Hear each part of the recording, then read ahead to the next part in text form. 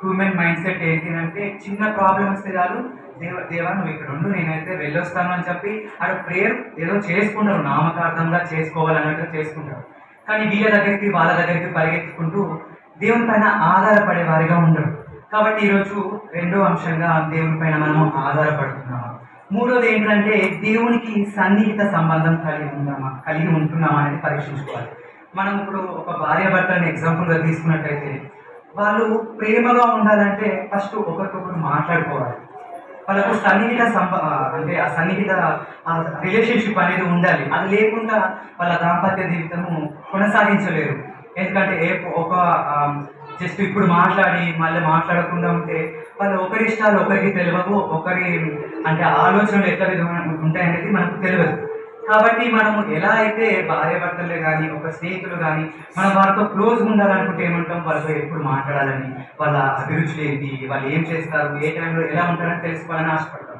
అదేవిధంగా మనము కూడా దేవునితో సన్నిహితం కలిగి ఉన్నామా, అంటే దేవుని ఇష్టాలు ఏంటి, దేవునికి నేను ఎలా ఉండాలి అని చెప్పి మనము ఉంటున్నామా అనేది చెప్పి మనం పరీక్షించుకోవాలి.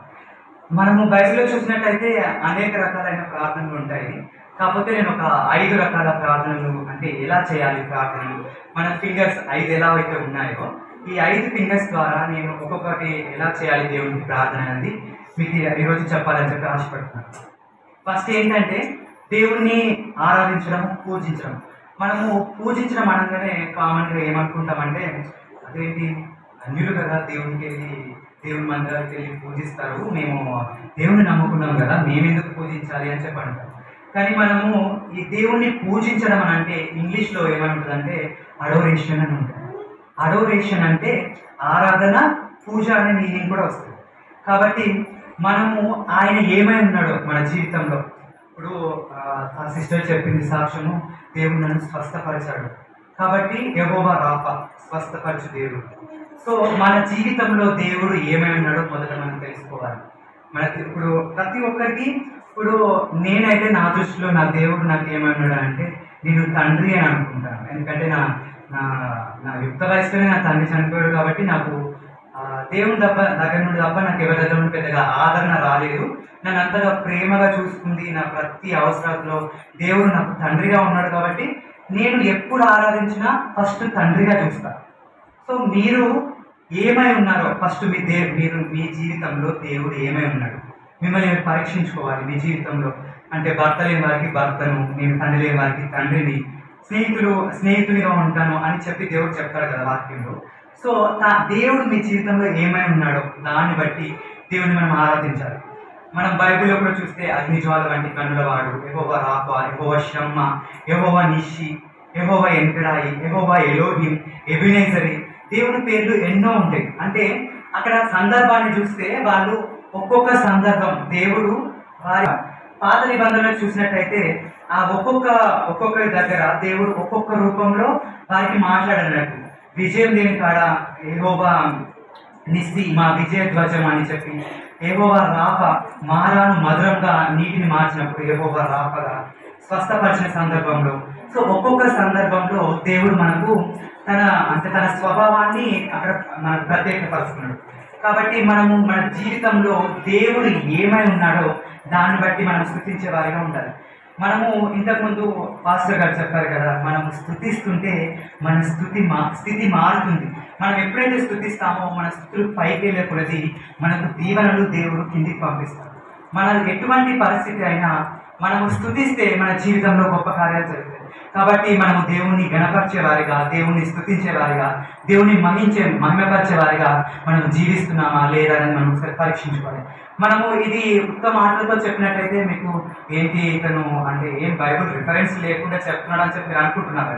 కానీ మనము 2 దినవృత్తాంతం గ్రంథంలో చూసినట్టయితే 20వ అధ్యాయము 5వ వచనం నుండి 23వ వచనంలో చూసినట్టయితే అక్కడ అమ్మోనీయులు, మోయాబీయులు, షేరు మాన్యం వాళ్ళు యెహోషాపాతు రాజుపైకి దండెత్తుతారు. అప్పుడు దండెత్తిన సమయంలో ఈయన యెహోషాపాతు రాజు ఏం చేస్తాడంటే దేవునికి ప్రార్థన చేస్తాడు. 2 Chronicles 20 చాప్టర్ 5th వర్డ్ నుండి 23 వర్డ్ వరకు. 2వ దినవృత్తాంతాల గ్రంథము 20వ అధ్యాయము 5వ వచనం నుండి 23వ వచనంలో చూసినట్టయితే అక్కడ ఏమని ఉంటుందంటే ఈ షేరు మాన్యం వాళ్ళు, అమ్మోనీయులు, మోయాబీలు ఈ రాజు పైన అంటే దేవుడు ముందుగా ఏమని చెప్తారంటే వీరికి సహాయం చేస్తాడు. ఇశ్రాయేల్ వారు భూములు పంచుకునే ముందు వీళ్ళు దేవుడు ఇశ్రాయేల్ వారికి సహాయం చేస్తాడు. అప్పుడు దేవుడు ఏం చేస్తాడంటే వారిపైన మీరు యుద్ధం చేయద్దు, వారికి తీసుకోవద్దని చెప్పి దేవుడు చెప్తాడు. ఆ మాటకు దేవునికి రెస్పెక్ట్ ఇచ్చి వీళ్ళు ఏం చేస్తారంటే వారితో యుద్ధం చేసే వారిగా ఉండరు. సో వాళ్ళని విడిచిపెడతారు. కానీ ఈ సందర్భంలో యెహోషాపాతు రాజున్న సందర్భంలో ఈ ముగ్గురు వ్యక్తులు ఏం చేస్తారంటే ఈ ముగ్గురు వంశాల వ్యక్తులు యెహోషాపాతు పైన మళ్ళీ యుద్ధం చేయడానికి దిగొస్తారు. అప్పుడు దేవా, నువ్వేమో ఇలా చెప్పావు, మేము నీ మాటకు గౌరవం ఇచ్చి నీ మీద ఆధారపడి మేమేమో వాళ్ళతో యుద్ధం చేయకుండా వాళ్ళ భూములు తీసుకోకుంటుంటే వాళ్ళు మా పైన తిరుగుబాటు చేయడానికి వచ్చారని చెప్పి అతను మోకరించి ప్రార్థన చేస్తాడు, ఉపవాసం కూడా చేస్తాడు. కాకపోతే ఇక్కడ ప్రార్థన మన మెయిన్ అంశం కాబట్టి నేను ప్రార్థన మాత్రమే చెప్తాను. సో ప్రార్థన చేసినప్పుడు అప్పుడు దేవుడు ఆ ప్రవక్త ద్వారా అతనికి సమాధానం చేస్తాడు. రేపు ఈ సమయాన మీరు ఈ జీజు అనే మార్గం నుండి వాళ్ళు వస్తారు, మీరు ఇలా వెళ్ళండి అని చెప్పిన సందర్భంలో వాళ్ళు ఈయన గుర్రాలు రథములు అన్ని సిద్ధపాటు చేసుకునే వారిగా ఉంటారు. కానీ ఇక్కడ యెహోషాపాతు ఏం చేస్తాడంటే కోయర్ వాళ్ళు అంటే ఎవరైతే పాటలు పాడతారో, ఎవరైతే దేవుణ్ణి స్తుతించి ఆరాధిస్తారో వారిని పిలిచి వారిని ఆరాధించమని చెప్తాడు. ఎప్పుడైతే వాళ్ళు ఆరాధించడం స్టార్ట్ చేస్తాడో దేవుడు ఆ ముగ్గురు ఎవరైతే మోయాబీలు, అమ్మోనీయులు, షేరు మాన్యం వాళ్ళు వీళ్ళపైన దండెత్తడానికి వచ్చారో వారి మధ్యనే మాటుగాలను పెట్టి వాళ్ళకు వాళ్ళే చంపుకునేలాగా చేస్తారు. చూసారా? ఇక్కడ మీరు గమనించారా? మనము స్తుతిస్తే మన జీవితంలో గొప్ప కార్యాలు ఎలా జరుగుతాయి అనే దానికి ఇక్కడ ఎగ్జాంపుల్గా మనము యెహోషాపాతు జీవితాన్ని అక్కడ జరిగిన సంఘటనను ఇక్కడ నేను తెలియజెప్తున్నాను. కాబట్టి మొదటగా మనము దేవుణ్ణి పూజించే వారిగా ఉండాలి. రెండవదిగా ఏంటంటే దేవునికి కృతజ్ఞతాస్తులు చెల్లించాలి. థ్యాంక్స్ గివింగ్ ఎవరైనా రాసుకోవాలనుకుంటే రాసుకోవచ్చు. థ్యాంక్స్ గివింగ్ చెల్లించాలి, కృతజ్ఞతలు. అంటే మన జీవితంలో ప్రతి ఒక్కరి జీవితంలో దేవుడు ఏదో ఒక కార్యం చేస్తూనే ఉంటాడు. ఏదో చిన్నదో పెద్దదో అందరిలాగా మన జీవితంలో గొప్ప గొప్ప కార్యాలు చేయకపోవచ్చు. ఎట్ ఏ టైం ఒక బెంచ్ కారు, ఒక పెద్ద డూప్లెక్స్ హౌసే ఇచ్చినట్టు కాదు. మనకు చిన్న గుడిసెలో సమృద్ధిని ఇచ్చిండో, మనకు ఆహారం ఇవ్వచ్చు, మనకు స్వస్థత ఇచ్చిండో, లేకుంటే మనకు ఏదైనా చిన్న చిన్న వాటిలో ఉద్యోగంలో కానీ చిన్న ఉద్యోగం పెద్ద ఉద్యోగం కాకపోయినా నీకు ఏదైతే అవసరమో దేవుడు ఎప్పుడు మనకు ఏది అవసరమో అది ఇస్తాడు. మన తాహతకు మించి మన అర్హత మించి దేవుడు ఏది ఇయ్యడు. నీవు ఏది కంట్రోల్ చేయగలుగుతావో, ఏదైతే నీవు దాన్ని అంటే సద్వినియోగపరచుకుంటావో దేవుడు అదే ఇచ్చింది. సో దాన్ని బట్టి మనం కృతజ్ఞతలు చెల్లించాలి.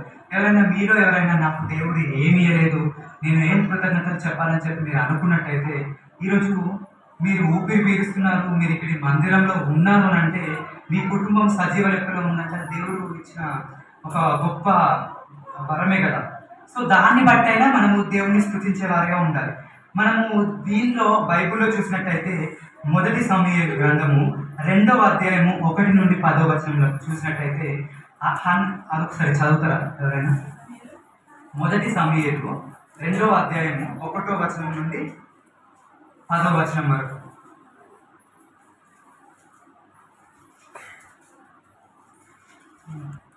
మరియు హన్నా విజ్ఞాపన ఇలాగూ చేశాను, నా హృదయం యెహోవా యందు సంతోషించుచున్నది, యెహోవా యందు నాకు మహాబలము కలిగెను, నీ వల్ల రక్షణ బట్టి సంతోషించున్నాను, నా విరోధుల మీద నేను ఆశ్చర్యపడుతును.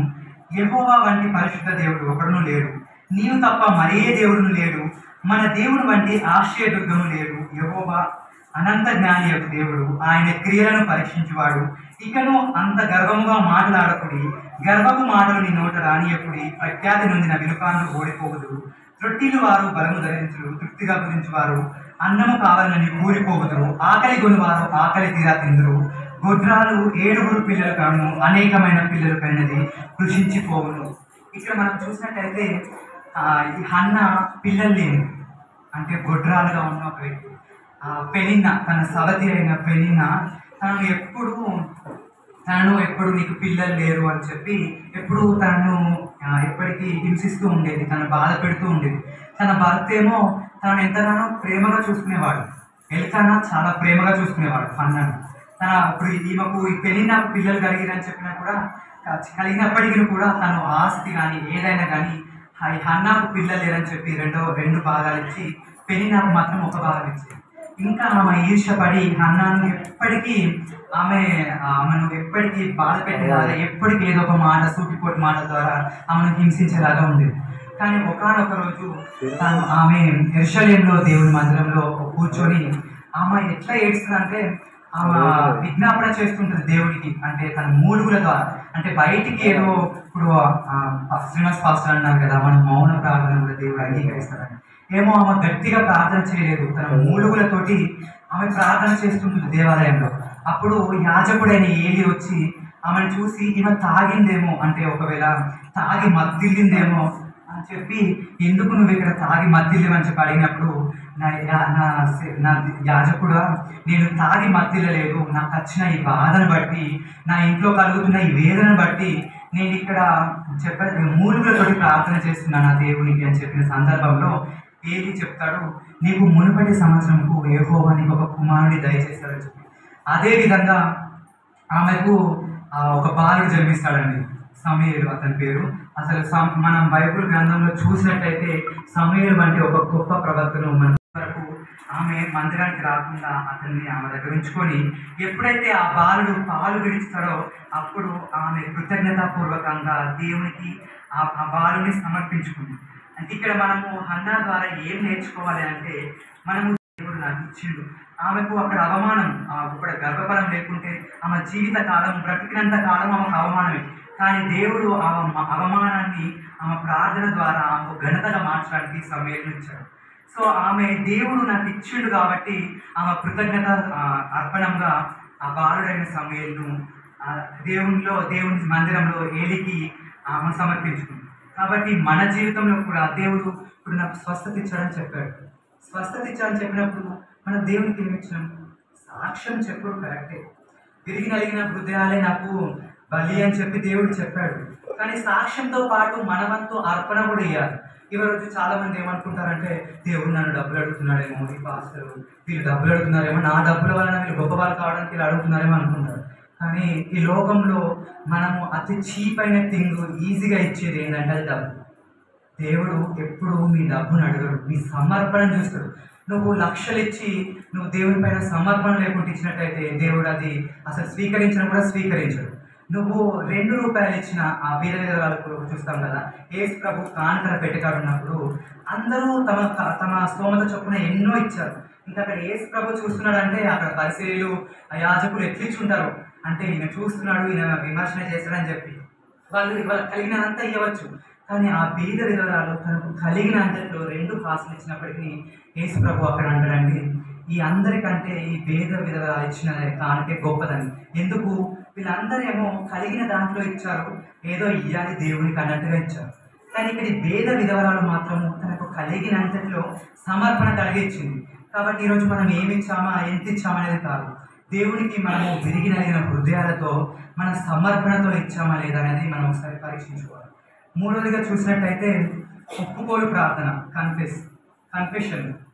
మనము 2వ సమూయేలు గ్రంథము 11-12 అధ్యాయంలో చూసినట్టయితే దావీదు ఒకానొక సందర్భంలో వసంతకాలంలో తను యుద్ధం జరుగుతుంది.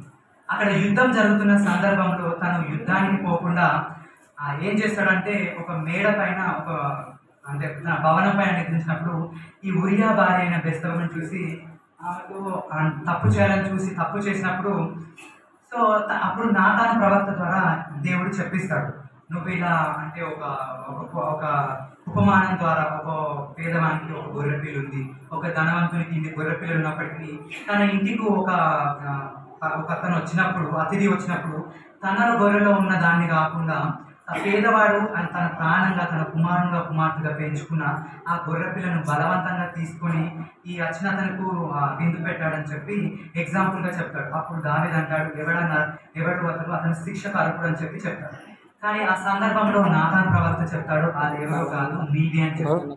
సో ఆ సందర్భంలో మనం చూసినట్టయితే దావీదు పశ్చాత్తాపడతాడు. మనలో కూడా మనం ప్రతిరోజు మన చూపుల ద్వారానో, మన మాటల ద్వారానో, మన ప్రవర్తన ద్వారానో ఏదో ఒక చిన్న తప్పు చేస్తూనే ఉంటాం.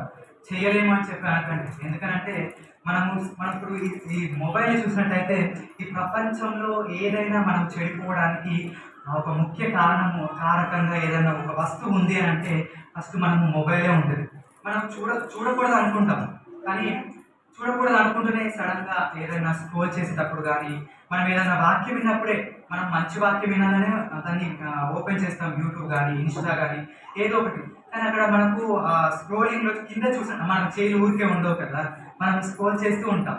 అప్పుడు ఏదో ఒకటి వచ్చి మనము అంటే మన చూపుల ద్వారా తప్పు చేయడము ఏదో ఒకటి చేస్తుంటాం. కాబట్టి మనము ప్రతి దాంట్లో మనం యోబు జీవితంలో కూడా చూసినట్టయితే వాళ్ళ కుమారులు అసలు ఏం తప్పు చేశారో చేయలేదో అసలు యోబుకు తెలియదు. కానీ యోబు వేకువ జామునే లేచి వాళ్ళ కుమారుల నిమిత్తము తను బలి అర్పించి, నా కొడుకులు ఒకవేళ తెలియక ఏదైనా తప్పు చేశారని చెప్పి దేవునికి బలి అర్పించేవాడిగా ఉన్నాడండి. కాబట్టి ఈరోజు మన జీవితంలో కూడా మనం తెలుసో తెలియకో తప్పులు చేస్తూనే ఉంటాం. కాబట్టి మనము దాని నిమిత్తమై ప్రతిరోజు మనం హృదయం లేసుతోటే దేవునికి మన విన్నపములు అంటే మనం ఏదైతే తప్పులు ఒప్పుకోలు ప్రార్థన అంటే ఏదైతే తప్పు చేసామో దాన్ని ఒప్పుకోవాలి. సో అలాంటి ప్రార్థన మనము చేసేవారిగా ఉండాలి. నాలుగోదిగా చూసినట్టయితే వేడుకొను ప్రార్థన, పిటిషన్. మనము వేడుకొను ప్రార్థన చూసినట్టయితే మనము మన జీవితంలో ఏదైనా ఒక కార్యం జరగాలంటే, ఇప్పుడు ఒక చదువుకున్న వ్యక్తి అయితే నా జీవితంలో నేను గొప్ప స్థాయి అంటే ఒక మంచి రిజల్ట్ రావాలి, నేను ఫస్ట్ ర్యాంక్ రావాలి. లేకుంటే ఉద్యోగం చేస్తున్న వ్యక్తి అయితే నా ఉద్యోగంలో నేను ప్రమోషన్ రావాలి. లేకుంటే కూలి పనులు చేస్తున్న వాళ్ళైతే నేను చేస్తున్న పనిని దేవుడు ఆశీర్వదించాలి. సో మిగతా గర్భఫల విషయంలో కానీ, వివాహ విషయంలో కానీ, ఏది స్వస్థ విషయంలో అయినా మనకు ఏదైనా అది కావాలి అని అంటే మనము వేడుకోవాలి.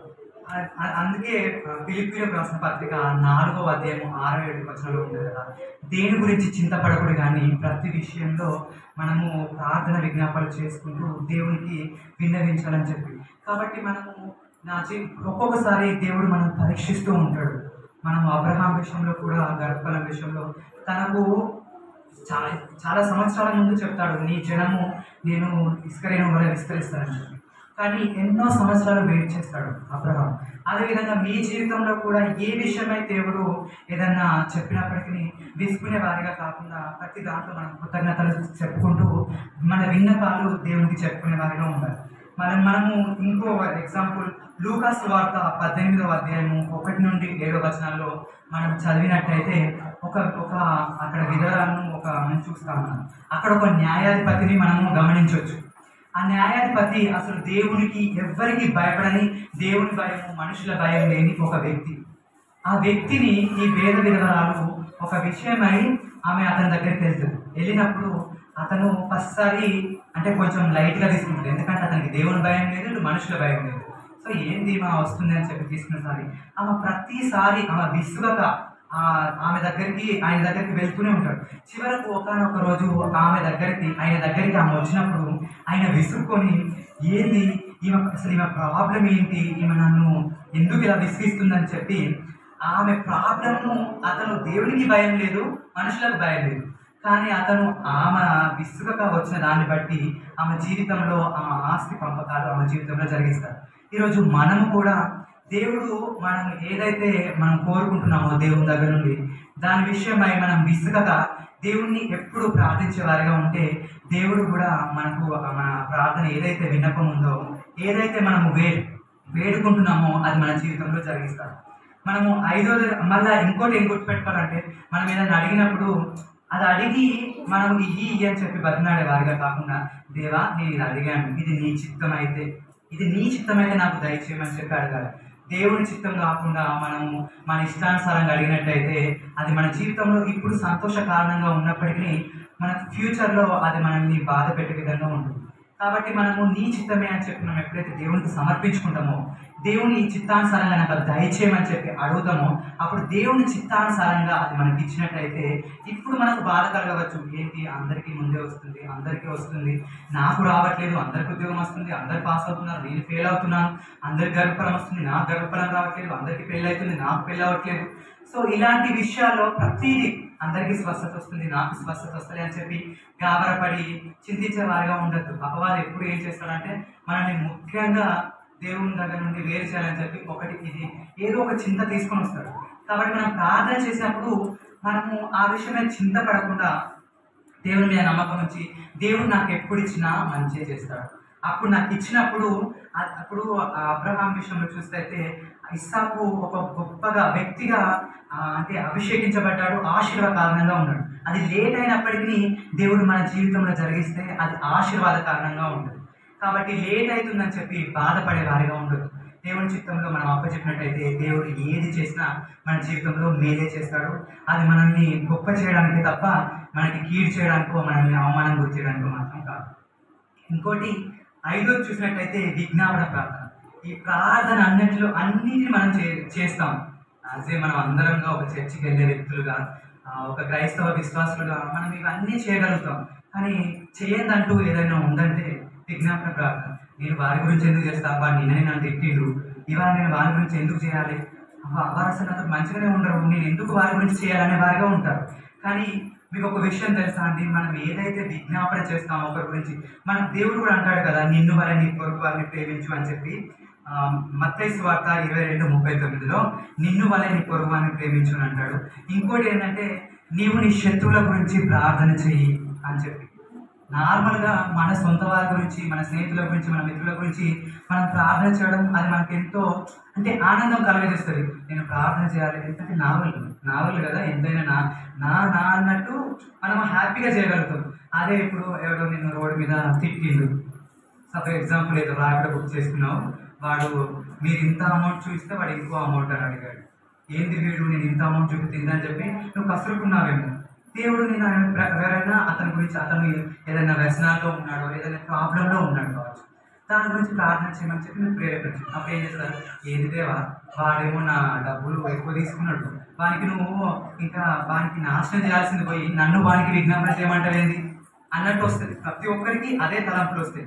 కానీ మనం ఎప్పుడైతే వారి గురించి మనం విజ్ఞాపన చేస్తామో దేవుడు మన జీవితాన్ని మనల్ని ఆశీర్వదిస్తాడు. మనం యోబు 10వ అంటే లాస్ట్ అధ్యాయంలో కూడా చూసినట్టయితే 40వ అధ్యాయంలో 41వ అధ్యాయంలో ఉన్నది. ఎగ్జాక్ట్ రిఫరెన్స్ తెలియదు నాకు, నేను ప్రిపేర్ కాలేదు. సో అందుకే ఆ అధ్యాయంలో చూసినట్టయితే యోబు స్నేహితులు తన కష్టాల్లో ఉన్నప్పుడు, దేవుడు శోధించినప్పుడు ఏదో విధాలుగా యోబు నువ్వే తప్పు చేసావు, నువ్వే ఏదో చేస్తే దేవుడిగా చేశారని చెప్పి తనను శోధించే వారిగా ఉన్నారు.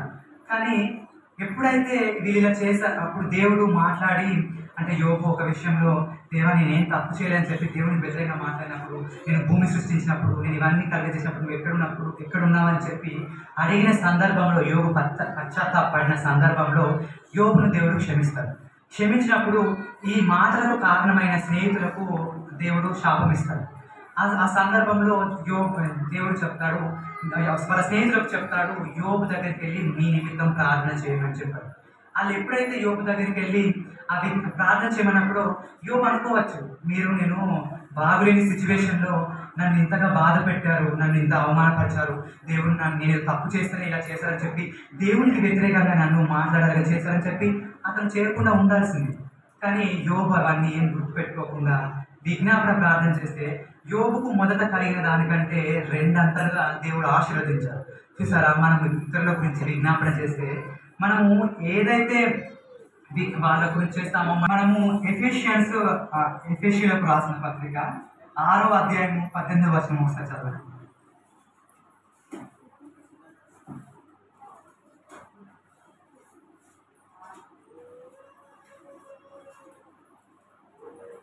ఓకేనా? 6:18.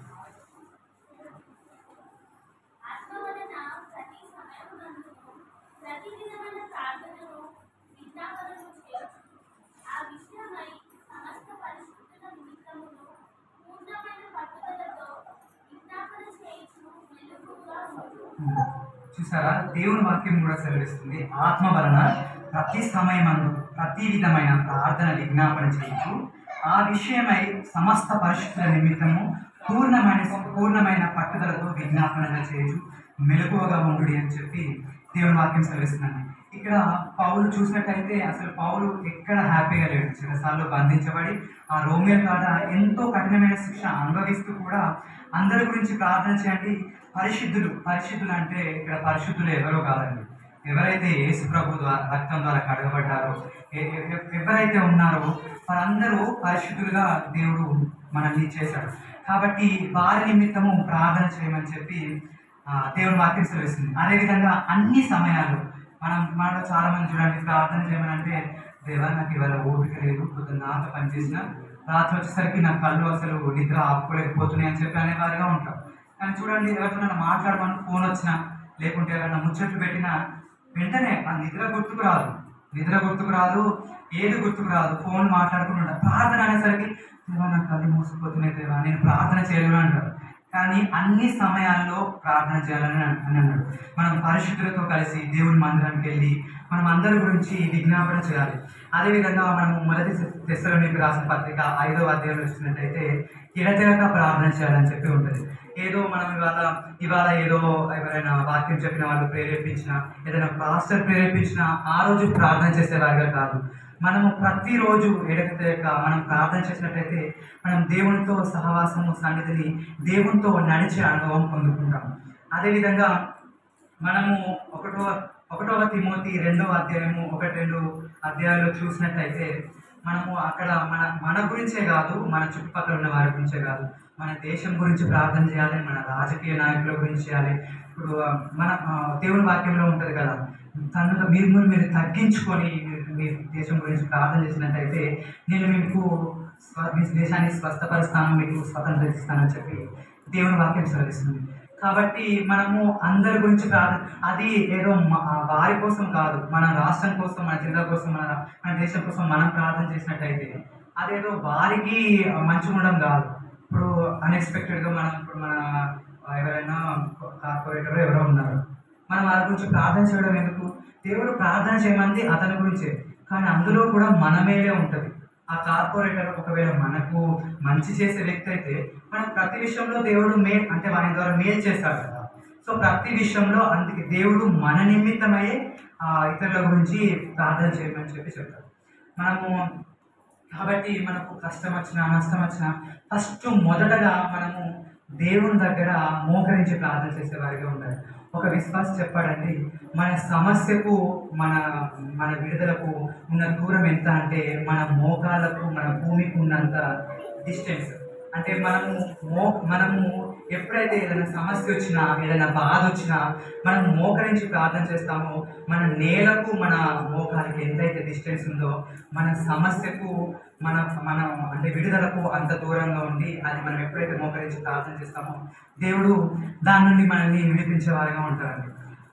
మనం ఇంకొక ప్రార్థన చూసినట్టయితే ఇవి 5 టైప్స్ ప్రార్థనస్ నేను చూసి చదివినవి నేను చెప్తున్నాను. ఇంకోటి చూసినట్టయితే ఒక చిన్న ప్రార్థన చూస్తాం మనం, ఇదేంటంటే యెబేజు ప్రార్థన. మొదటి దినవృత్తాంతాల గ్రంథము 4వ అధ్యాయము 10వ వచనంలో చూసినట్టయితే ఇక్కడ యెబేజు అనే పేరు ఏంటంటే వేదన పుత్రుడు. అంటే 4వ అధ్యాయం 10వ వచనం.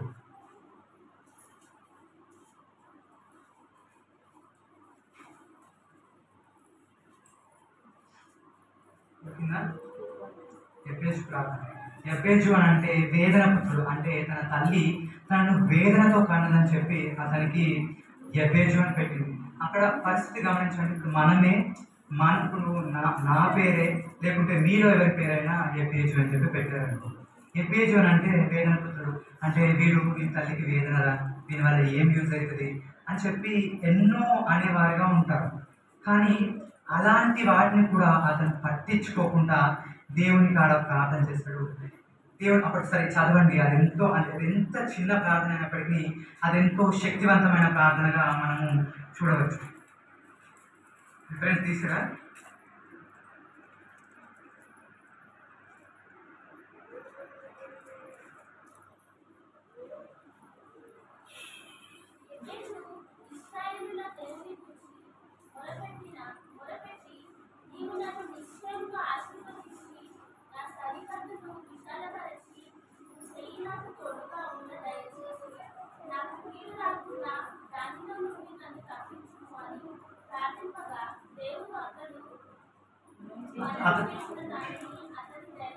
చూసారా, అదెంతో చిన్న ప్రార్థన కానీ ఎంతో భావం ఉంటుంది. ఇక్కడ యెబేజు ఇశ్రాయేలు దేవుని గురించి పెట్టి నీవు నన్ను నిశ్చయంగా ఆశీర్వదించు. అక్కడ ఏమంటున్నాడు, నువ్వు నన్ను నిశ్చయంగా, అంటే ఇప్పుడే నన్ను నిశ్చయంగా ఆశీర్వదించు. ఆయన పట్టుదల చూడండి, దేవా నువ్వు నన్ను ఇప్పుడే ఆశీర్వదించు అని చెప్పి ప్రార్థన చేసేవారుగా ఉన్నాడు. ఇంకోటి ఏంటంటే నా సరిహద్దులు విశాలపరచు అంటే మన చుట్టుపక్కల ఫస్ట్ మనము ఒక ఆశీర్వాదం పొందాలంటే దేవుడు మన సరిహద్దులు విశాలపరుస్తాడు. మన సరిహద్దులు అబ్రహాం జీవితంలో కూడా అబ్రహాము ఆశీర్వదించబడినప్పుడు తన సరిహద్దులు ఎంతో విస్తారంగా దేవుడు అభివృద్ధి పరిచాడు. ఒకనొక సందర్భంలో లోతుకు అబ్రహాం మధ్యలో కాపర్ల మధ్య గొడవలు వచ్చి వాళ్ళు విడిపోయిన సందర్భం మనం గమనిస్తారు. ఊరికే అంటే విస్తరించడం అంటే వాళ్ళ భూములు కానీ వాళ్ళ పశువులను కానీ దేవుడు అధికంగా చేశాడు. సో అదే విధంగా ఇక్కడ ఇతను అంటున్నాడు, నా సరిహద్దులు విశాలపరచు అని చెప్పి. అదేవిధంగా ఇంకోటి ఏంటంటే దయచేసి నీ చెయ్యి నాకు తోడుగా ఉంచు. మనం ఈ లోకంలో ఏం సంపాదించుకున్నా కానీ దేవుని హస్తం మనకు తోడై లేకుంటే అది ఎంత సంపాదించినా వేస్ట్. కాబట్టి అతను ముఖ్యమైన మూడో ప్రార్థన ఏంటంటే నీ చెయ్యి నాకు తోడుగా ఉంచని చెప్పి ప్రార్థన చేస్తున్నాడు. అదేవిధంగా కీడు రాకుండా దానిలో నుండి నన్ను తప్పించుము అని ప్రార్థన చేయగా దేవుడు అతను మనవి అతనికి దయచేసింది. కీడు రాకుండా అంటే మనకు ఈ లోకంలో ఉన్నప్పుడు ప్రతి ఒక్కరికి శోధనలు కీడు అనేది కామన్గా వస్తాయి. కానీ కీడు రాకుండా అంటే ఏదో మొత్తానికి కీడు రాకుండా కాదండి. నాకు కీడు వచ్చినా కానీ దేవా నీవు నాకు చెయ్యి తోడుగా ఉంచి ఆ కీడులో నుండి నన్ను బయటికి రప్పించు అని చెప్పి ప్రార్థన చేస్తాను. ఈ ప్రార్థన నేర్చుకోవాలి మనం ప్రతిరోజు. ఇది మనకి ఎంతో ముఖ్యమైన ప్రార్థన. చిన్న ప్రార్థన అయినప్పటికీ చూడండి ఎంత భావం ఉందో. నీవు నాకు ఆశీర్వదించి నా సరిహద్దులు విశాలపరిచి నీ చేయి నాకు తోడుగా ఉంచి దయతలిచి ఏ కీడు రాకుండా నన్ను తప్పించమని చెప్పి వేడుకుంటున్నాడు. అలాంటి ప్రార్థన చేసే వారిగా మనం ఉండాలి. అదేవిధంగా యేసు ప్రభు కూడా ఈ లోకంలో ఉన్నప్పుడు శిష్యులకు పరలోక ప్రార్థన నేర్పిస్తాడండి. పరలోక ప్రార్థన మీ అందరికీ తెలుసు కదా. పరలోకమందున్న మా తండ్రి, నీ నామం పరిశుద్ధపరచబడును గాక, నీ రాజ్యం వచ్చును గాక, నీ చిత్తం పరలోకమందు నెరవేరినట్టు భూమి అందు నెరవేరును గాక. మనదినాహారం నేడు మాకు దయచేయము. మా ఎడల అపరాధములను మేము చేసిన వారు మేము క్షమించిన ప్రకారము మా అపరాధములను క్షమించుము. ఎందుకనగా రాజ్యము బలము శక్తియు మహిమ నిరంతరం నీవే ఉన్నావు తండ్రి అని చెప్పి రాయబడి ఉంటుంది. ఇది మనకు మత్తయి సువార్త 6వ అధ్యాయము 9-13 చూసినట్లయితే యేసు ప్రభు శిష్యులు మాకు ప్రార్థన నేర్పించుకున్న సందర్భంలో దేవుడు ఈ ప్రార్థన నేర్పిస్తాడండి. ఈ ప్రార్థనలో కూడా ఎంతో గొప్ప మర్మం ఉంది. దేవుని రాజ్యము ఈ భూమిలోకి దిగి రావాలి. మన డైలీ నీడ్స్ ఏదైతుందో, మనకు రోజు అవసరతలు, మనకు కావాల్సిన ఆహారం కానీ, మనం తప్పులు చేసిన వారికి క్షమించడం, ఇవన్నీ పరలోక ప్రార్థనలో ఉంటాయి. ఇంకోటి, ఎవరికైనా రక్షణ లేని అనుభవం ఉన్నట్టయితే ఆ రక్షణ కోసము మనము యోనా చేసిన ప్రార్థన చేయాలండి. యోనా గ్రంథము 2వ అధ్యాయము 2 నుండి 9 వరకు మనం చదివినట్టయితే యోనా ఆ చాప గర్భం నుండి నన్ను రక్షించు అని చెప్పి ఆ ప్రార్థన చేస్తారండి. కాబట్టి రక్షణ కొరకు ఆ విధంగా ప్రార్థన చేసే వారిగా ఉండాలి. మనం ఇంకా దావీదు ప్రార్థన చూసినట్టయితే కీర్తన 51లో ఉంటుందండి. తను తప్పు చేసినప్పుడు పశ్చాత్తాప ప్రార్థన, నాకు శుద్ధ హృదయం కలగజేయము, నీ పరిశుద్ధాత్మను నా దగ్గర నుండి తీసివేయము, నీ సన్నిధి నా నుండి తీసివేయము అని చెప్పి ప్రార్థన చేస్తాడు. కాబట్టి దావీదు నుండి మనము ఎలాగ పశ్చాత్తాప ప్రార్థన చేయాలో నేర్చుకోవాలి. మనం ఈ లోకంలో ఉన్నప్పుడు ప్రతి ఒక్కరం పడిపోతాం, తప్పు చేసుకుంటాం, ఏదో ఒక విధంగా తప్పుకుంటాం. నేను కానీ మీరు కానీ ప్రతి ఒక్కరు ఇంత గొప్ప సేవకుడు అయినప్పటికీ ఒకనొక సందర్భంలో తప్పిపోయేవాడిగా ఉంటాడు. కాబట్టి మనము తప్పిపోవడం అనేది సహజం. కానీ తప్పిపోకుండా మనం ప్రార్థన కాపాడుతుంది. ప్రార్థన నేర్చుకోవాలి, చేయాలి. కానీ ఒకవేళ తప్పిపోతే అపవాది అంటాడు, నువ్వు పాపివి, నువ్వు ఇలా చేస్తావు, అలా చేస్తావు అని మన పైన ఎప్పుడు నెపములు మోపుతూనే ఉంటాడు. ప్రకటన గ్రంథము 12వ అధ్యాయం 10వ చూసినట్టయితే ఒక గొప్ప స్వరం నేను విన్నాను, అపవాది పడద్రోయబడ్డాడు అని చెప్పి. రాత్రి పగలు మన దేవుని ఎదుట మన సహోదరులకు నేరమును మోపు అపవాది పడద్రోయబడ్డాడు అని చెప్పి వ్రాయబడి ఉంటుంది. ఎప్పుడు మన పైన ఎప్పుడు నెపములు మోపుతూనే ఉంటాడు. మనం చిన్న మిస్టేక్ చేసామంటే వాడు భూతద్దంలాగా చూపిస్తాడు దేవుని దగ్గర. కాబట్టి మనం ఆ చిన్న మిస్టేక్ చేసినప్పుడు మనం చేయాల్సింది ఏంటంటే దావీదు దగ్గర నుండి మనం నేర్చుకోవాల్సింది పశ్చాత్తాప ప్రార్థన. అది ఏ చిన్న తప్పైనా పెద్ద తప్పైనా మనము అక్కడ అపవాది వస్తాడు, మనం ప్రార్థన చేయాలని అంటాడు, నువ్వు పరిశుద్ధుడుగా, నువ్వు ఈ తప్పు చేసావు, గుర్తుందా, అసలు నువ్వు ఏమనుకొని చేస్తున్నావు, నీ దేవుడు నిన్ను క్షమించడు అని చెప్పి ఏదో మన చెవులో గుసగుసలాడము ఏదో ఒకటి చెప్పే విధంగా ఉంటాడు. కాబట్టి మనము ఎప్పుడైతే పశ్చాత్తాపడి దేవునికి ప్రార్థన చేస్తామో, దేవుని రక్తాన్ని మనం వేడుకుంటామో, దేవుడు మళ్ళీ పరిశుద్ధపరుస్తాడు, మనల్ని పవిత్రుడిగా చేస్తాడు. కాబట్టి మనము దావీదు దగ్గర నుండి పశ్చాత్తాప ప్రార్థన నేర్చుకోవాలి. మనము ఇంకా మోకాళ్ళ ప్రార్థన ఫైనల్ ఎండింగ్కి వచ్చింది. మోకాళ్ళ ప్రార్థన చేసిన చాలామంది వ్యక్తులు మనం బైబిల్లో చూస్తాము. కానీ కొన్ని అంటే రిఫరెన్స్ ఇప్పుడు నేర్చుకునే వాళ్ళు ఉంటారు. మీకు కూడా అంటే ఎప్పుడు ఇక్కడ చూసినట్టయితే వృద్ధాప్యంలో ఉన్న వాళ్ళు ఉన్నారు కాబట్టి వాళ్ళు బైబిల్ చదివారో చదవలేదు నాకైతే తెలియదు.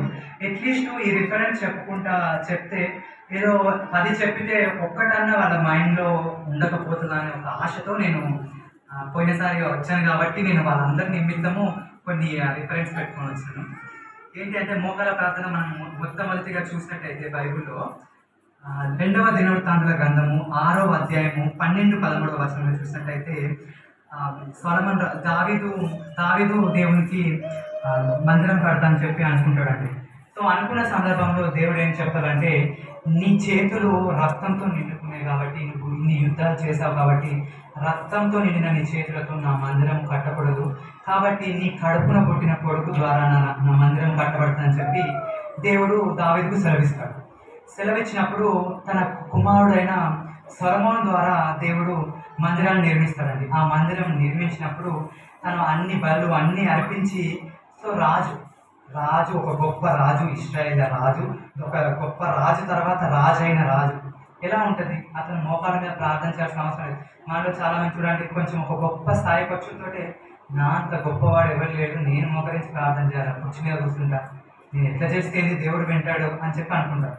కానీ ఇక్కడ మనం సొలొమోను రాజును చూసినట్టయితే, ఆయన తగ్గింపు స్వభావాన్ని చూసినట్టయితే అన్ని బలులు అర్పించి అంత గొప్ప స్థానంలో ఉన్నప్పటికీ అతను మోకరించి దేవునికి ప్రార్థన చేసే ఆ క్రమాన్ని మనం చూడగలుగుతాం. ఇక్కడ మనము సొలొమోను రాజుకు ఫస్ట్ పేరు ఏమని ఉంటుందంటే యెదిద్య అని ఉంటుంది. యెదిద్య అని అంటే యెహోవాకు ప్రియుడు, అంటే యెహోవాకు ప్రియమైన వాడు అని చెప్పి. మనము రెండవదిగా చూసినట్టంటే దానియేలు.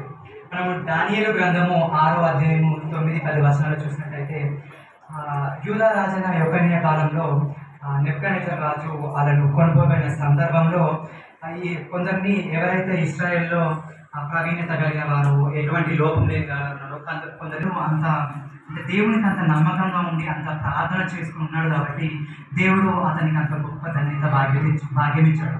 ఒకనొక సందర్భంలో ఈ దానియేలు మీద వాళ్ళ చుట్టుపక్కల వాళ్ళే, అంటే వాళ్ళు పనిచేసే వాళ్ళే అతనిపైన కుట్ర పని, రాజా నీవే ఒక 1 month వరకు నిన్ను తప్ప ఎవరిని ఆరాధించవద్దు, నిన్ను తప్ప ఎవరికి నమస్కరించద్దు అని చెప్పిన సందర్భంలో 6వ అధ్యాయం 9-10 వచనాలు చూసినట్టయితే తనకు అది తెలుసు, ఆ శాసనం పాస్ చేశారని. కానీ తెలిసినప్పటికీ నా దేవుడికి నేను మోకాళ్ళని ప్రార్థించడం మానని చెప్పి గదిలోకి వెళ్ళి యెరూషలేము తట్టు కిటికీ తెరిచి మోకాళ్ళని ప్రార్థన చేశారని. తను మోకాళ్ళని ప్రార్థన చేసిన దాన్ని బట్టి దేవుడు సింహాల భూమిలో వేసినప్పటికీ సింహాలు అసలు ఒక అది అక్కడ చూసినట్టయితే ఆ సందర్భాల్లో ఆ కాలాల్లో ఎవరినైనా వేసేటప్పుడు ఆ సింహాలకు ఒక వారము కానీ 10 రోజులు కానీ ఆహారం పెట్టకుండా అవి వెంటనే ఏదైనా వేసినప్పుడు వెంటనే తినేలాగా వాటిని పస్తులుంచుతారు. అట్లాంటి పస్తులుంచిన వాటిలో ఈ దానియేలు వేసినప్పటికీ ఆ సింహాలు దేవుడు చెప్పిన మాటకు విధేయత చూపించి దానియేలు ముట్టకుండా చూసారా తను మోకాళ్ళు దేవునికి ప్రార్థన చేసిన దాన్ని బట్టి దేవుడు తన జీవితంలో ఎంత గొప్ప కార్యం చేశాడో మన జీవితంలో కూడా అటువంటి పరిస్థితులు వస్తాయి. కాబట్టి మనము కూడా ఇలా మోకాళ్ళ ప్రార్థన చేసేవారిగా ఉండాలి. ఇంకొకటి మనము ఎలీషా ప్రార్థన, ఎలీషా ప్రార్థన చూసినట్టయితే మొదటి రాజులు 18వ అధ్యాయము 41-42 వచనంలో చూసినట్టయితే, అయితే అంతకుముందు తను వర్షం రాకుండా ఆఫ్ చేసినప్పుడు తర్వాత ఇతను వస్తాడు, వచ్చి అప్పుడు మళ్ళా వర్షం రావాలని చెప్పి ఎప్పుడైతే మోకాళ్ళు ప్రార్థన చేస్తాడో దేవుడు వర్షాన్ని కురిపిస్తాడు. మళ్ళా ఇంకోటి ఎజ్రా గ్రంథంలో 9వ అధ్యాయంలో 1-5 వరకు చదివినట్లయితే ఇశ్రాయేల్ కుటుంబంలో వాళ్ళు వేరే వాళ్ళను, అంటే వాళ్ళకు ఇశ్రాయేల్ వాళ్ళని కాకుండా వేరే వాళ్ళని వివాహం చేసుకున్నప్పుడు అది ఎజ్రాకు తెలిసినప్పుడు ఎజ్రా తన బట్టలు చింపుకొని ప్రార్థన చేసినప్పుడు అక్కడ బట్టలు చింపుకొని అని దానికి అర్థం ఏంటంటే అక్కడ ఆ సందర్భంలో తగ్గించుకొని అని అర్థం. సో అలా చేసినప్పుడు దేవుడు అతని మోకాళ్ళని ప్రార్థన చేసినప్పుడు వాళ్ళని మళ్ళీ క్షమించాడు. మనము యేసు ప్రభు కూడా గెత్సేమనే తోటలో లూకా సువార్త 22:39-42 వచనం చూసినట్టయితే అలవాటుగా ప్రతిసారి ఆ గెత్సేమనే తోటలో ఎప్పుడు వెళ్ళి మోకాళ్ళని ప్రార్థన చేసేవారుగా ఉన్నారు. యేసు ప్రభు అప్పగించబడే ముందు రోజు కూడా మోకాళ్ళని ముమ్మారు ప్రార్థన చేసినట్టుగా మనం చూస్తాము. యేసు ప్రభువే తండ్రికి ప్రార్థన చేశాడండి. మనం మాత్రము నేను ప్రార్థన చేయను, నాకు అవసరం లేదని చెప్పి అనుకునే వారిగా ఉంటాం. కాబట్టి గుర్తుంచుకోండి, దేవునికే ప్రార్థన అవసరమైనప్పుడు మానవ మాత్రం మనకు కూడా ప్రార్థన తప్పకుండా అవసరం ఉంటుంది కదా. అదేవిధంగా ఇంకా ఒక మనము మత్తయి సువార్త 17వ అధ్యాయం 9-14 వచనాలు చూసినట్టయితే ఒక చాంద్ర రోగం కలిగిన ఒక వ్యక్తి యేసు ప్రభు దగ్గరికి తీసుకురావడం మేము చూస్తాము. వాళ్ళ తండ్రి శిష్యుల దగ్గరికి తీసుకొస్తాడు అతన్ని ఫస్ట్. కానీ అతను వాళ్ళు ఎంత ప్రార్థన చేసినప్పటికీ అది విడిచిపోడు. కానీ ఆ వ్యక్తి, ఆ తండ్రి ఎవరైతే ఉన్నాడో అంతమంది ఉన్నప్పటికీ ఎవరికి సిగ్గుపడకుండా భయపడకుండా అంతమంది ముంగట దేవుని ముందట మోకాళ్ళని ప్రార్థన చేస్తే దేవుడు ఆయన మాట విని తన కొడుకుని విడిపించాడు. కాబట్టి మనము కూడా ఈ తక్కువ మంది ఉన్నారు, ఇంతమంది ముంగట నేను మోకరిస్తే నాకు సిగ్గుతనము, నాకు అసలు ఏమనుకుంటారో, వీళ్ళేంది వీళ్ళు మోకరించాలో అని చెప్పి అనుకుంటారు, సిగ్గుపడే వాళ్ళగా ఉన్నాను. మీలో ఎవరైనా సిగ్గుపడే వాళ్ళగా ఉన్నట్టయితే గుర్తుపెట్టుకోండి, అక్కడ విస్తారమైన జనము యేసు ప్రభు వాక్యం చెప్పిందంటే ఆడ వేల కొలది మంది వచ్చేది. అంతమంది ముంగట కూడా ఆ తండ్రి సిగ్గుపడలేదు, మోకరించి నా కొడుకును స్వస్థపరచమని చెప్పి ఇతని ద్వారా మనము ఎంతమంది ఉన్నా ఎంతైనా మనం మోకరించడానికి సిగ్గుపడే వారిగా ఉండకుండా ఉండాలని చెప్పి నేర్చుకోవాలి. మనం స్టెఫెన్ని చూసినట్టయితే అపోస్తల కార్యము 7వ అధ్యాయము 54-60 వచనంలో చూసినట్టయితే స్టెఫెను దేవుని గురించి చెప్పినప్పుడు వాళ్ళు అతన్ని ఎలాగైనా శిక్షించాలని చెప్పి పెద్దవాళ్ళ దగ్గరికి తీసుకుపోయినప్పుడు వాళ్ళు ఇతని మీద తప్పు మోపాలని చెప్పి తప్పుడు సాక్ష్యం చెప్పినప్పుడు అతన్ని చంపాలని చెప్పి చూస్తారు. చూసినప్పుడు అతను ప్రార్థన చేసినప్పుడు ఆ ఆకాశం తెరవబడి దేవుని సింహాసనం, దేవుని కృపాసన యేసు ప్రభు నిలబడి చేతులు చాపడం గమనించి ఆయన దర్శనం చెప్పినప్పుడు వాళ్ళు అతన్ని రాళ్ళతో కొట్టి చంపుతారు. చంపినప్పటికీ ఆయన చనిపోయే చివరి మాట ఏమంటాడంటే, మీరు ఏం చేస్తున్నారు తెలియదు కాబట్టి వీరిని క్షమించమని చెప్తారు. కాబట్టి మనల్ని ఎవరైనా హింసించినప్పటికీ, మనల్ని ఏమైనా బాధ పెట్టిన, ఒకవేళ వారి గురించి మనము ఈ స్టెఫెన్ ద్వారా మనం నేర్చుకునేది ఏంటంటే, మనల్ని ఏమైనా హింసించిన, మనల్ని దూషించినప్పటికీ, మనల్ని చంపాల్సిన సిచ్యువేషన్ వచ్చినప్పటికీ మనము వాళ్ళని క్షమించే వారిగా ఉండాలి. అటువంటి స్వభావాన్ని మనం వీళ్ళ దగ్గర నేర్చుకోవాలి. యేసు ప్రభు కూడా, తండ్రి అయిన దేవుడు కూడా మన దగ్గర నుండి చూసేది ప్రేమ, క్షమాపణ. ఇవి రెండు లేకుండా ఒక క్రైస్తవ వ్యక్తిగా, క్రైస్తవ విశ్వాసగా మనం క్రైస్తవ జీవితం జీవించలేము. ఇంకోటి అదే అపోస్తల కార్యము 9వ అధ్యాయము 39-40 వచనంలో చూసినట్టయితే పేతురు కూడా దేవునికి ప్రార్థన చేస్తాడంట. సో మోకాళ్ళుని ప్రార్థన చేస్తాడు. మనము ఇంకో పౌలును చూసినట్టయితే అపోస్తల కార్యము 20వ అధ్యాయము 17-36 నుండి సో అతను కూడా మోకాళ్ళుని ప్రార్థన చేయడం, సంఘం గురించి వాళ్ళకు ఇలా ఉండాలి అలా ఉండాలి అని చెప్పి, ఎలా మనము దేవునిలో ఎలా ఉండాలని చెప్పి దేవుని అంటాడు, నేను దేవుణ్ణి పోలి నడుచుకున్నట్టుగా నేను క్రీస్తు పోలి నడుచుకున్నట్టుగా మీరు నన్ను పోలి నడుచుకుని చెప్పి వారికి చెప్పే సందర్భంలో తను మోకరించి ప్రార్థన చేసేవాడిగా ఉంటాడు. అదేవిధంగా దేవుడు ఇతను యెరూషలేముకు వెళ్ళు అని చెప్పి వచ్చినప్పుడు, పరిశుద్ధాత్మ ప్రేరేపణ వచ్చినప్పుడు తన దగ్గరికి వెళ్ళి చెరసాల్లో బంధించి నేను ఇక మళ్ళీ తిరిగి వస్తానో లేదు అని చెప్పి చెప్తారు. అటువంటి సందర్భంలో కూడా ఆ తూరు ప్రాంతం నివాసులు అతన్ని సాగనంపేటప్పుడు వారితో పాటు మోకాళ్ళ ప్రార్థన చేసేవారుగా మనము ఈ అక్కడ రిఫరెన్స్లో చూస్తాం. అంటే అపోస్తల కార్యము 21వ అధ్యాయము 1-5 వచనాల్లో మనం చూస్తాం. కాబట్టి ఇలాగే ఎంతో మంది ఉన్నారు, ఎంతో మంది భక్తులు, ఎంతో మంది విశ్వాసులు. మనం బైబిల్లో చూసిన, నిజ జీవితంలో చూసిన ఎంతో మంది దేవునికి ప్రార్థన చేసి, దేవునికి మోకాళ్ళ ప్రార్థన చేసి, ఉపవాస ప్రార్థన చేసి దేవునికి దగ్గరైన వారిగా ఎంతో మందిని మనం చూస్తాం. అదేవిధంగా ఈరోజు మనము కూడా దేవుణ్ణి ఆరాధించే వారిగా ఉన్నామా? మనము దేవుణ్ణి గణపరిచి స్తుతించే వారిగా ఉన్నామా? దేవునికి కృతజ్ఞతలు స్తుతులు చెల్లించే వారిగా ఉన్నామా? మనము ఒప్పుకోలు ప్రార్థన చేస్తున్నామా? వేడుకుంటున్నామా? మన విజ్ఞాపన ప్రార్థన, ఇతరుల గురించి మనం విజ్ఞాపన ప్రార్థన చేస్తున్నామా అనేది జ్ఞాపకం చేసుకోవాలి. ఇంకోటి ఏంటంటే, మీకు విజ్ఞాపన ఒకవేళ రానట్టయితే దేవుని ఆత్మను వేడుకోండి. ఇక్కడ అదే కదా పౌలు కూడా రాస్తాడు, ఎఫెసీయులకు రాసిన పత్రిక 6వ అధ్యాయం 18వ వచనంలో ఆత్మతో అని చెప్పి ఉంటుంది. కాబట్టి మనం ఎప్పుడైతే పరిశుద్ధాత్మను మనం వేడుకుంటామో అప్పుడు మన పక్షమున పరిశుద్ధాత్మ మనకు ప్రార్థన చేస్తాడు. ఇది మనకు రోమీలకు రాసిన పత్రిక 8వ అధ్యాయము 26వ వచనం చూసినట్టయితే, ఆత్మే మన పక్షమున, మనకు కనీస ప్రార్థన చేయడం కూడా రాదు, కానీ ఆత్మే మన పక్షమున విజ్ఞాపనతో అంటే చెప్పసక్క నేను మూలుగులతో దేవునికి ప్రార్థన చేస్తానని చెప్పి. కానీ మన వంతు ప్రయత్నం మనం చేయకుండా ఏదో పరిశుద్ధాత్మను వచ్చి చేసుకో అని చెప్తే పరిశుద్ధాత్మ చేయడండి. మనము మన వంతు ప్రయత్నంగా మనం ప్రార్థన చేస్తూ మనకు ఎలాగ ప్రార్థన చేయాలో తెలియనప్పుడు మనము దేవుని ఆత్మను వేడుకున్నట్లయితే దేవుడు తన పరిశుద్ధాత్మను మనకు అనుగ్రహించి మనకు ఏదైతే అవసరత ఉందో మనము చేస్తే జరగకపోవచ్చు, కానీ మన ద్వారా ఆత్మ ఏదైతే ఉచ్చరింపని చక్కగా మూలుగులతో దేవునికి ప్రార్థన చేస్తారో దేవుడు మన పక్షమున ఉండి మన జీవితంలో ఆ కార్యము నెరవేరుస్తాడని. కాబట్టి క్రైస్తవులుగా నామకార్థ క్రైస్తవులుగా ఉండగలి దయచేసి ఇన్ని రోజులంటే మీకు ఎవరైనా చెప్పారో చెప్పలేదో నాకు తెలియదు. ఈరోజు నాకు దేవుడు ఎందుకు ప్రేరేపించాడో తెలియదు, మీకు తెలుసో తెలియదో నాకు తెలియదు. కానీ దేవుని ప్రేరేపణ ద్వారా నేను ఎంతో ప్రయాసపడి మీ నిమిత్తము రెఫరెన్స్ వెతికి మీరు ప్రార్థన నేర్చుకొని దేవునికి ప్రార్థన చేయాలని చెప్పి ఎవరెవరు ఏ విధంగా చేస్తారని చెప్పి ఇంత క్లుప్తంగా ఇంత వివరంగా నేను చెప్పినప్పటికీ కూడా మీరు ఇంకా అంటే మళ్ళీ అవిశ్వాసులుగా ఏదో నామకార్థంగా ఉన్నట్టయితే మనము దేవునికి అవిధేయులుగా దేవుడిచ్చే శాపాన్ని పొందుకునే వారిగా ఉంటాం. కాబట్టి మనము ప్రార్థన నేర్చుకొని ప్రార్థన చేసేవారిగా మనము ఉండాలని, మన జీవితంలో ఆ ప్రార్థన దేవునికి చేసి దేవునితో ముఖాముఖిగా మాట్లాడే మోషే వలె మనము దేవుని అద్భుతాలు పొందుకున్న ఆ సమయలు అంటే దేవుని దర్శనాలు మాటలు పొందుకున్న సమయలు వలె దావీదు వలె ప్రతి ఒక్కరి వలె విశ్వాస వీరుల వలె మన జీవితం కూడా కొనసాగించాలని మనము ప్రార్థన చేసేవారిగా ఈ లోకంలో మనకు ఎవరైతే ప్రార్థన తెలియదో అన్యులకు వాళ్ళకి దేవునికి ఎలా ఉంటారో తెలియదు. మీరు ప్రార్థన చేస్తేనే కదా దేవుడు ఇలా ప్రార్థన చేసి మీరు ఇలా దేవునికి ప్రార్థన చేస్తారని తెలుసుకుంటారు.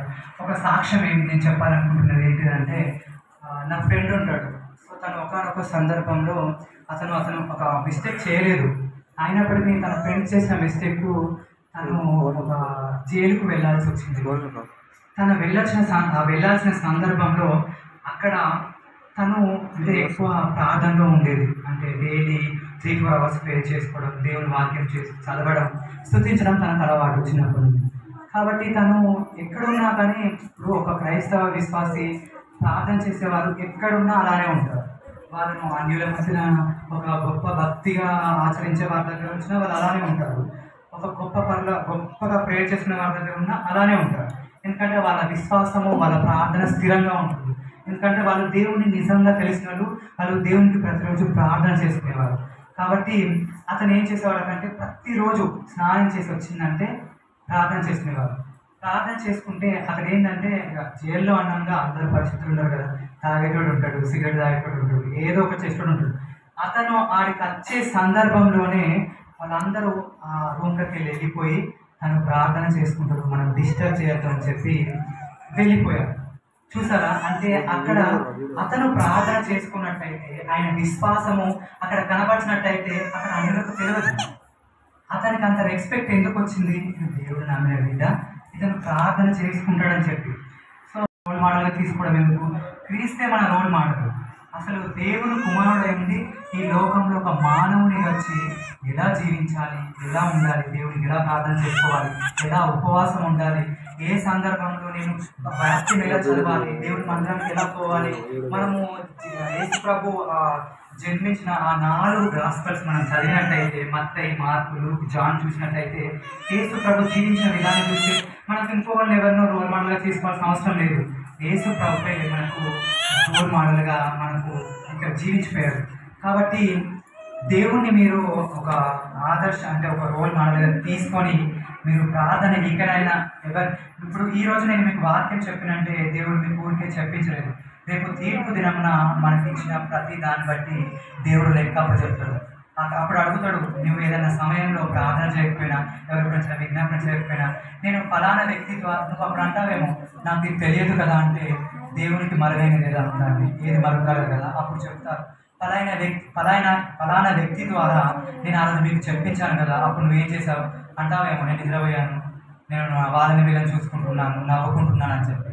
జాగ్రత్త, దేవునికి మనము ప్రతి దాని గురించి లెక్కప్ప చెప్పాలి. మనం దేహంతో చేసిన దాని గురించి మనం ప్రతిదీ మన దేహంతో ఏదైతే చేస్తామో మన మాటలతోటి మనం ఏది చేసినా ఆ తీర్పు దినంగా మనము చెప్పే సమాధానాన్ని బట్టే మనకు పరలోకంలో గొప్ప స్థాయి, అల్పమైన స్థాయి అది ఉంటుంది.